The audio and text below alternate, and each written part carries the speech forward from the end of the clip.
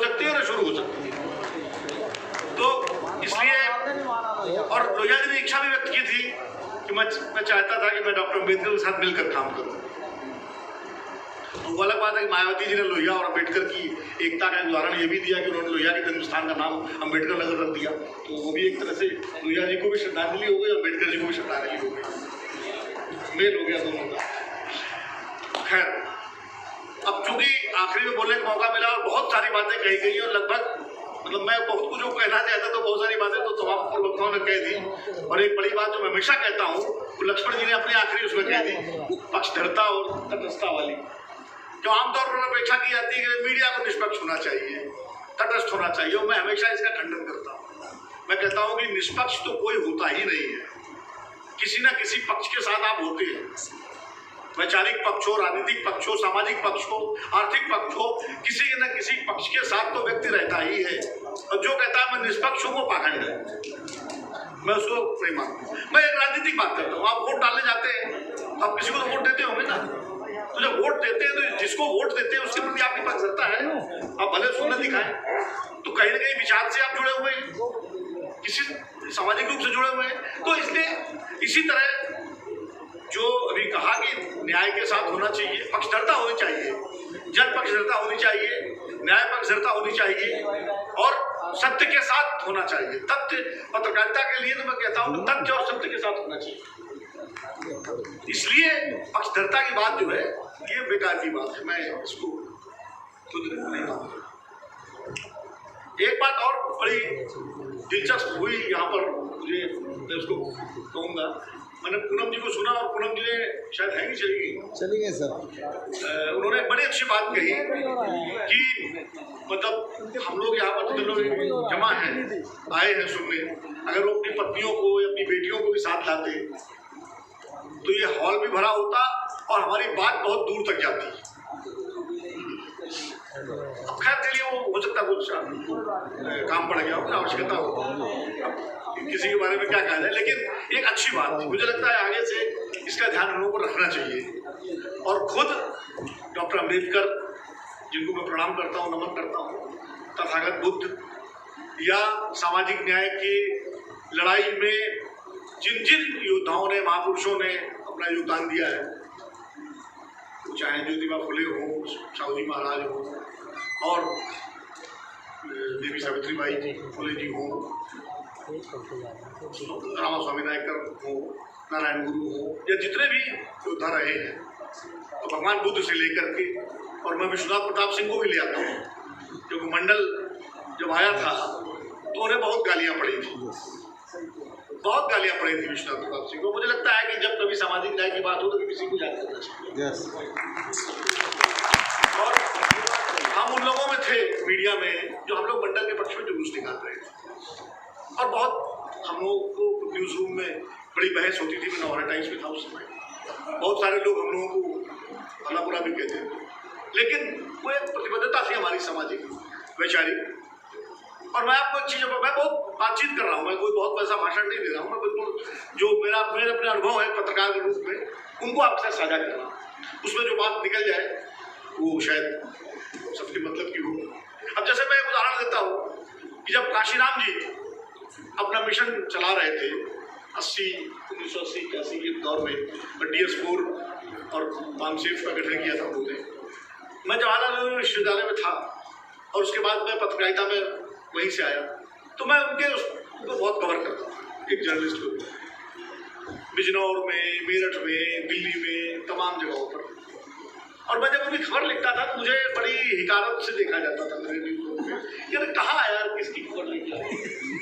और जो कुछ लोग तो जो ज़्यादा जातीय आग्रहों से, पूर्वाग्रहों से ग्रस्त होते थे, तो कई बार ऐसे शब्दों का भी इस्तेमाल कर देते थे जो कि वर्जित है, यार किसकी खबर लिया है। लेकिन मैं कभी विचलित नहीं हुआ, उसे मैं बराबर उनके इंटरव्यू करता था। मैंने मायावती जी के वो आक्रामक भाषण भी सुने हैं उन रैलियों में, जब वो, और काशीराम जी खुद ही कह देते थे अगर यहाँ मनुवादी समाज के लोग हों तो हमारी बात सुन नहीं पाएंगे, बर्दाश्त नहीं कर पाएंगे, तो अगर यहाँ से चले जाए तो ठीक है, लेकिन दिल्ली में रहता था और खूब सुना मैंने, खूब देखा। और हमारे टाइम्स के सहायक संपादक थे प्रहलाद किशोर जी, उन्होंने एक पुस्तक माला छापी जिसमें पहली किताब उन्होंने कुछ यक्ष प्रश्न करके, उसमें एक चैप्टर था जो काशीराम जी पर मैंने लिखा था, काशीराम और उनकी बसपा, वो मेरा पहला लेख था। जब मैं काशीराम जी को हमेशा काशीराम जी ही कह के रखता हूँ, काशीराम कभी नहीं कहता। जब अटल जी कहा जा सकता है, मोदी जी कहा जा सकता है, गांधी जी कहा जा सकता है, काशीराम जी को नहीं कहा जा सकता। यह अधिकार केवल एक वर्ग के लोगों का थोड़ी है कि उनके नाम के साथ आप सम्मान से, सबका अधिकार है जिसने महान काम किया है। इसलिए मैं चाहे जगजीवन राम जी हो, चाहे बाबा साहब के नाम के साथ तो बाबा साहब लग गया तो उससे बड़ा सम्मान तो कोई है नहीं। तो इसलिए तो मुझे लगता है बाद में जब उत्तर प्रदेश में सरकार बन गई बहुजन समाज पार्टी की और मुलायम सिंह जी की मिल करके 1993 में, तो मीडिया को भी समझ में आया कि हाँ भाई यही कोई ताकत है। और मैं नार सिंह जी बताऊँ, मैं 1993 का चुनाव कवर कर रहा था और उस समय जनता दल पूरा एकजुट था। विश्वनाथ प्रताप सिंह, अजीत सिंह, रामविलास पासवान, जॉर्ज फर्नांडीज, सारे, लालू यादव, नीतीश कुमार, सारे बड़े बड़े गद्दावर एक साथ थे। और एक तरफ कांग्रेस लड़ रही थी, कांग्रेस भी उसमें बहुत ताकतवर थी उत्तर प्रदेश में, बीजेपी तो थी, उसकी सरकार गई थी कल्याण सिंह की, और एसपी बीएसपी का गठबंधन लड़ा। मैं शायद कुछ पत्रकारों में था जो हमने आके कहा अपने दफ्तर में, मैंने कहा उत्तर प्रदेश में सपा बसपा की सरकार बनने जा रही है। लोगों ने भरोसा नहीं किया मेरी बात, बोले तो तुम्हारा मुलायम सिंह जी से प्रेम बहुत ज्यादा है इसलिए राम सिंह जी को मालूम है कि मेरी नेता इसलिए मित्रता थी। तो मैंने कहा नहीं, मुलायम सिंह जी के प्रति प्रेम नहीं है, ये मैं सच्चाई देख के आ रहा हूँ जमीन पर। लेकिन लोग माने, लेकिन जब रिजल्ट आए, क्यों किसी को भरोसा नहीं बीजेपी हार जाएगी। भाई शायद 1992 को जो सांप्रदायिकता का ज्वार पैदा हुआ था उसके उस समय तो बात करना मुश्किल था। उसके बाद जब नतीजा आया तो मैं बड़े दिलचस्प से बता रहा हूँ, मैं काशीराम जी से मिलने गया जिस समय रिजल्ट आ रहे थे। उस समय तो ईवीएम था नहीं, उस समय तो देर तक चलते रहे चुनाव। तो मेरे संपादक सूर्यकांत बाली जी थे, उन्होंने कहा कि यार काशीराम जी का इंटरव्यू चाहिए। मैंने कहा बिल्कुल मैं कोशिश करता हूँ। मैंने उनका फ़ोन किया तो तुरंत उन्होंने बुला लिया मुझे, बोले आ जाओ। मैं गया तो वो उस वक्त क्या कर रहे थे, मैं काशीराम जी के बारे में इसलिए बता रहा हूँ कि बाबा साहब के बाद मुझे लगता है दलित वंचित समाज को जगाने का काम जो है उन्होंने बहुत जबरदस्त किया। और भारत रत्न जब बाबा साहब को मिला तो जिसकी चर्चा राजकुमार जी कर रहे थे, ये वही आंधी थी पूरे उत्तर भारत में चल रही थी जिसके दबाव में बाबा साहब को भारत रत्न मिला, जो उनको सबको पहले भी जाना चाहिए था। तो मैं उनसे मिला, वो अंदर आप लोग आश्चर्य होगा कि उत्तर प्रदेश के नतीजे आ रहे थे। मैं उस व्यक्ति की दूरदृष्टि की बात करता हूँ, उस महान व्यक्ति कि उत्तर प्रदेश के नतीजे आ रहे थे और अंदर अपने कुछ साथियों के साथ बैठ के आंध्र प्रदेश में 6 महीने बाद चुनाव होने वाले थे, उस पर चर्चा कर। तो ये उनकी दृष्टि थी। तो जब वो मैंने उनके जो सेक्रेटरी कोई पाटिल करके हुआ करते थे उसको उन्होंने बताया, साहब बजट दिया कि तो कहा हाँ उनको रोको, मैं बात करता हूँ। अचानक वो निकले और गाड़ी लग गई, वो जाने लगे, पता लगा तो मैं दौड़ के गया। मैंने कहा अरे आपने मुझे बुलाया था, आप तो जा रहे हैं। बोले अरे क्या बताऊँ, नसीबा प्रधानमंत्री जी ने मुझे बुला लिया, मैंने उनसे समय मांगा था, वो तुरंत बुला लिया, मुझे निकलना पड़ रहा था। मैंने कहा मेरा इंटरव्यू क्या होगा। बोला यार इंटरव्यू तो आप मेरे लेते रहते हो, अब लिख देना जो आपका मन हो। मैं आपकी बात को खंडित तो करता नहीं, क्योंकि आप वही लिखते हो। मुझे लगता है कि भाई ये मेरा तमाम नेताओं के साथ रहा है, मुलायम सिंह जी के साथ ऐसे रिश्ता, क्योंकि मैं कभी अमानत में खयानत नहीं करता था। अगर किसी ने मुझे ये स्वतंत्रता दी है कि मैं उसकी बात को लिखूँ तो जो उनकी बात होती वही लिखता। तो मैंने कहा नहीं सर ऐसा नहीं है, तो थोड़ा बहुत आपको बताना पड़ेगा, मैं अगर उसमें कुछ बढ़ाऊंगा भी तो आज तो इतना बड़ा रिजल्ट आ रहा है। बोला अच्छा पूछो क्या पूछना। तो मैंने कहा ये बताइए कि सांप्रदायिकता पर ये सामाजिक न्याय की ताकतों की जीत है। नहीं ये नहीं कहा। मैंने कहा ये सांप्रदायिकता पर धर्मनिरपेक्षता की जीत है, इसको किस रूप में परिभाषित करेंगे। बोले नहीं ये हिंदुत्ववादी ताकतों पर जातिवादी ताकतों की जीत है। जातिवादी बोले हाँ। बोले मुझे हमें कोई इस पे संकोच नहीं है बोलने में, जाति तो इस समाज का सच है ना। और जब जाति सच है, और इस बात को 2 ही लोगों ने समझा, 3 लोगों ने समझा, बाबा साहब ने समझा, काशीराम जी ने समझा और डॉक्टर राम मनोहर लोहिया ने समझा कि जाति समाज के यथार्थ है। कम्युनिस्ट कभी नहीं समझ पाए, वो हमेशा वर्ग में उलझे रहे, इसीलिए सिमटते चले गए। तो जाति और वर्ग का जो द्वंद्व है उसको इन्हीं लोगों ने समझा। तो मैंने कहा कि मैं लिख दूँ इसको। बोले बिल्कुल लिख दो। और बाकी 2-4 बातों में और कही मैंने फिर आगे लिखा, पहले फिर भी छपा कि हिंदुत्ववादी ताकतों पर जातिवादी ताकतों की जीत है। ऐसे ही एक बार मैं उनके प्रसंग से सुना रहा हूँ, मुझे तो थोड़ा सा रिलेवेंट है। जब वो समाजवादी पार्टी की सरकार गिरा करके उन्होंने भाजपा के समर्थन से मायावती जी मुख्यमंत्री बनी, उसके कुछ दिनों बाद फिर वो अलग हो गया। फिर मैं लखनऊ में पोस्टेड था उसमें 96 में, जब फिर 6 महीने वाली सरकार बनी थी तो एक लंच दिया मायावती जी ने, तो उनके घर पे था, तो जर्नलिस्ट थे, तो मैंने, क्योंकि काश्याम जी मुझे बहुत जानते थे, पहले से मैं कवर करता था, तो मैं उनके साथ बड़ी लिबर्टी ले लेता, तो मैं चला गया उनके पास। मेरे साहब आपसे कुछ बात नहीं, बोले बोलो बैठो। हमने कहा ये बताइए, मुझे एक चीज नहीं समझ में आती कि आपकी विचारधारा एकदम मनुवाद के खिलाफ है। हाँ, और हमने कहा आप बीजेपी से समझौता कर लेते हो, कभी कांग्रेस से कर लेते हो, कभी मुलायम सिंह से कर लेते हो, आपका जो समाज जो जनाधार है वो इधर उधर क्यों नहीं होता? बाकी एकदम से आप यू टर्न लेते हैं आप अपनी विचारधारा के खिलाफ, और आप उसके बाद जो है आपका वोटर जो है वो आपके साथ जुड़ा हुआ है। बोले तुम नहीं समझ पाओगे, क्योंकि जिस समाज से आप आते हो ना, उस समाज का जो मूल्य है, सामाजिक वैल्यू सिस्टम वो अलग है। हमारे समाज के वैल्यू सिस्टम दूसरे हैं, आप नहीं समझ सकते। तो हमने कहा आप समझा दीजिए। बोले हमारा समाज जो है वर्षों से दलित और वंचित रहा, वो उसको रोटी के लिए और उसको सम्मान से ज्यादा रोटी की जरूरत होती थी एक समय में। तो ठाकुर के घर भी जाता था, ब्राह्मण के घर भी जाता था, मुसलमान के घर भी जाता था, जहां से उसको मिल जाता था। उसको भूख है उसके अंदर, सत्ता की भूख, उसको सत्ता चाहिए, और सत्ता मिलेगी तो सम्मान मिलेगा, और सम्मान मिलेगा तब उसको अधिकार मिलेगा, और तब वो अपनी लड़ाई लड़ पाएगा। इसलिए सत्ता जहां से मिलती है मैं वहां जाता हूँ और समाज को मैं आगे बढ़ाते हैं। बोले ये आप नहीं समझेंगे, आप यहाँ ये कि उसके पास उससे अगर नाराजगी हो गई तो मूछ की लड़ाई हो गई, ये हो गए, ये सब मूछ की लड़ाई जब पेट भरा होता है, जब सत्ता होती है, सम्मान होता है, तब सामने आता है। तो बात उनकी बिल्कुल नहीं। आज जो आप देख रहे हैं कि हम लोग बैठ के बात कर रहे हैं, ये वही लड़ाई है जो बाबा साहब से लेकर के गौतम बुद्ध भगवान बुद्ध से लेकर के काशीराम जी तक जो है लड़ी गई है। और आज जिस सम्मान के साथ आज बाबा साहब सबके प्रिय हो गए, जिन लोगों ने उनके पुतले जलाए, जिन लोगों ने उन पर किताबें लिखी, उनकी रेडियस ऑफ हिंदुइज्म के खिलाफ किस तरह से जो है लिखा गया। अरुण शौरी जी ने तो एक वर्शिपिंग फॉल्स गॉड किताब लिख दी पूरी, और बहुत सारे लोगों ने उनके खिलाफ क्या क्या नहीं कहा, जो भी रसपाल जी बता रहे थे विस्तार से क्या क्या उनको नहीं कहा गया।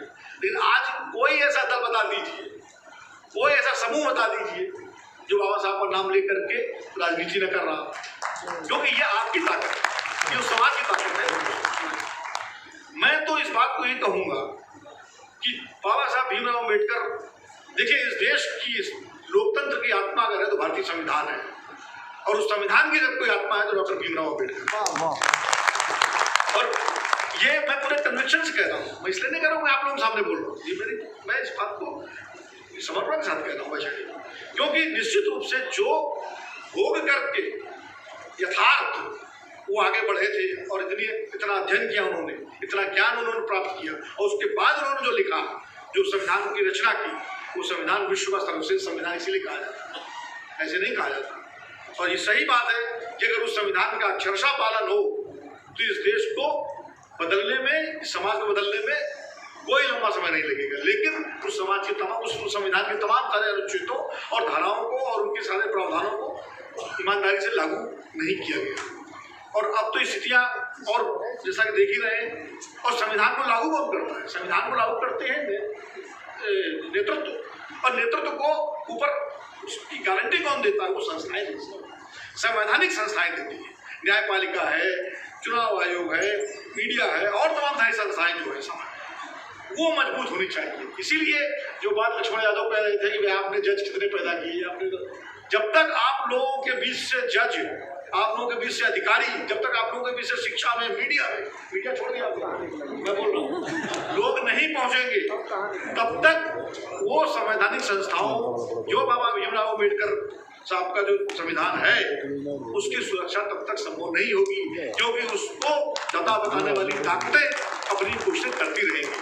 अगर न्यायपालिका में लोग होंगे, अगर चुनाव आयोग, CAG, ये जितने संवैधानिक संस्थाएं हैं, जब वो लोग होंगे जो बाबा साहब को मानते हैं, तो वो अड़ेंगे और उसका प्रतिरोध करेंगे, और प्रतिरोध करके जनता को जब बताएंगे कहाँ गड़बड़ हो रहा, तो लोग खड़े होंगे। इसीलिए मुझे लगता है कि जितनी प्रासंगिकता डॉक्टर भीमराव अम्बेडकर के विचारों की 1950 में थी, उससे कहीं ज़्यादा आज है, क्योंकि उस समय स्वतंत्रता आंदोलन की भावना पूरे देश में व्याप्त थी, देश का बंटवारा हुआ था, देश के अंदर जख्म भी थे, घाव भी थे, सब कुछ था, लेकिन इसके बावजूद लोगों के अंदर एक स्वतंत्रता की भावना थी। और जो भी हो, चाहे तब कितने वैचारिक मतभेद हों उस समय के नेताओं से हम सबके, लेकिन वो बड़े लोग थे, वो लोग जिन्होंने स्वतंत्रता की लड़ाई लड़ी थी, चाहे किसी धारा से आए हो, किसी पार्टी से आए, लेकिन बड़े लोग थे। आज के जैसे जो है छोटे लोग नहीं थे जो सीमित राजनीतिक स्वार्थों के कारण कुछ भी कर सकते हो। तो इसलिए देश आज उन विचारों की मुझे लगता है जरूरत बहुत ज़्यादा है। और चूंकि समय काफ़ी हो गया है, सबको भूख भी लग रही होगी। जब आया था तो मैंने देखा था ऊपर पंडाल में वहाँ कुछ खाने की व्यवस्था थी। तो बस मैं अपनी बात समाप्त करने से पहले एक दो बातें करके मैं विराम दूंगा। एक बात मैं जरूर कहूँगा कि देखिए, स्वतंत्रता आंदोलन जो था एक ऐसी धारा थी, ऐसी गंगा थी, ऐसा प्रवाह था जिसमें तमाम धाराएं शामिल थी।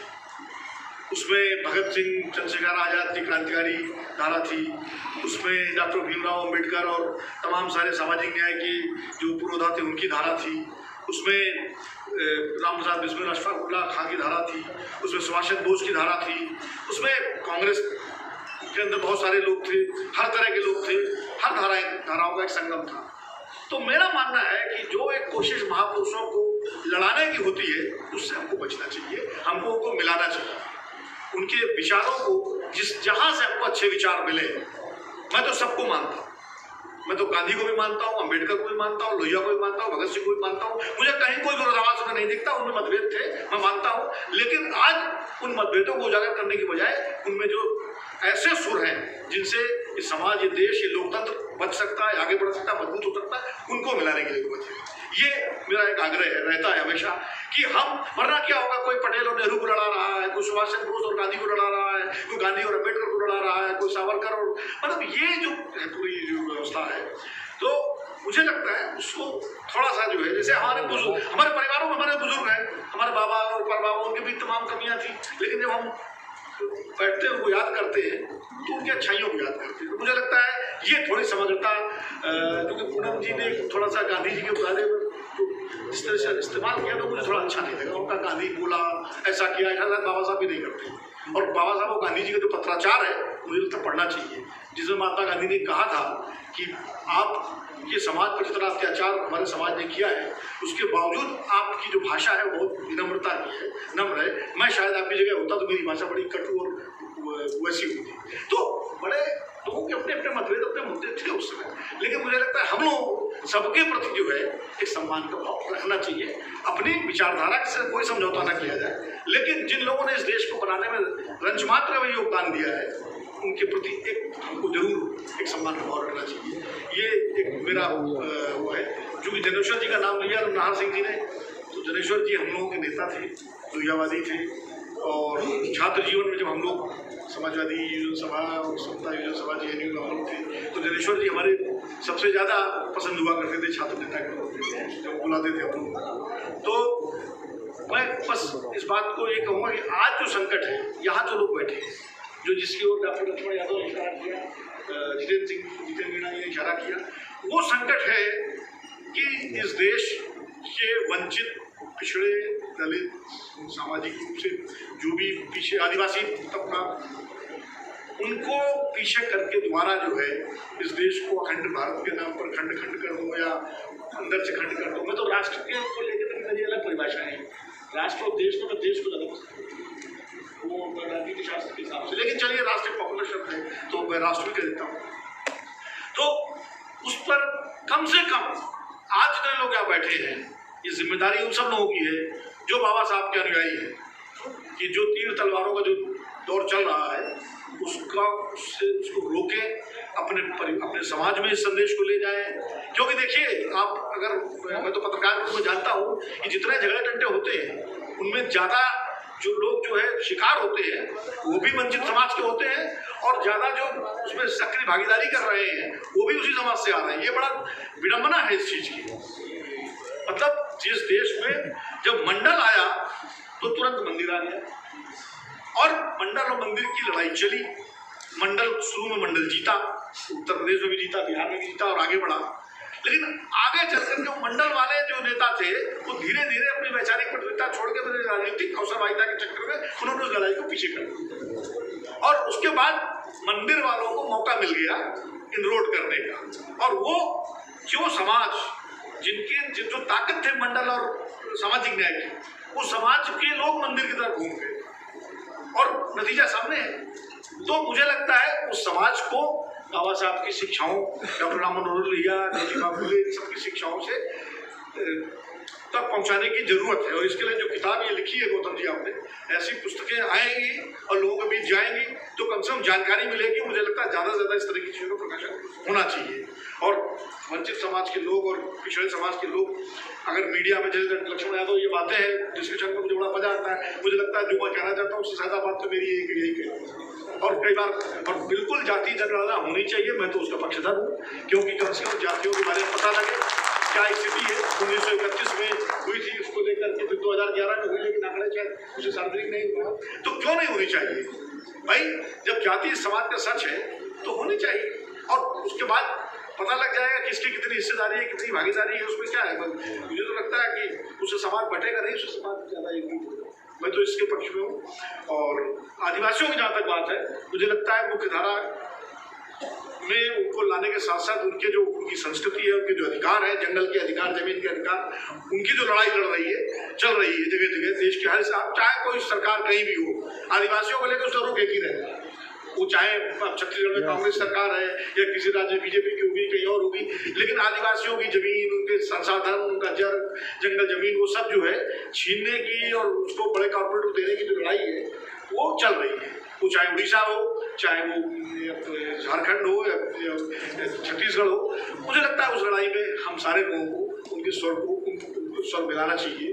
और आदिवासियों को जिस तरह से फर्जी एनकाउंटर में उनके साथ कभी नक्सलवादी बता दीजिए कि नक्सली क्यों प्रभाव जमा रहे हैं वहाँ अगर आदिवासियों को, इसलिए जमा पा रहे हैं कि आप उनके साथ जो सुलूक कर रहे हैं, इसलिए आदिवासियों को जो है उनके अधिकारियों की लड़ाई बहुत जरूरी है, उसका समर्थन किया जाना चाहिए और दबाव बनाना चाहिए सरकारों पर कि आदिवासियों के जो हक हकूक है उनको सुरक्षित रखा जाए।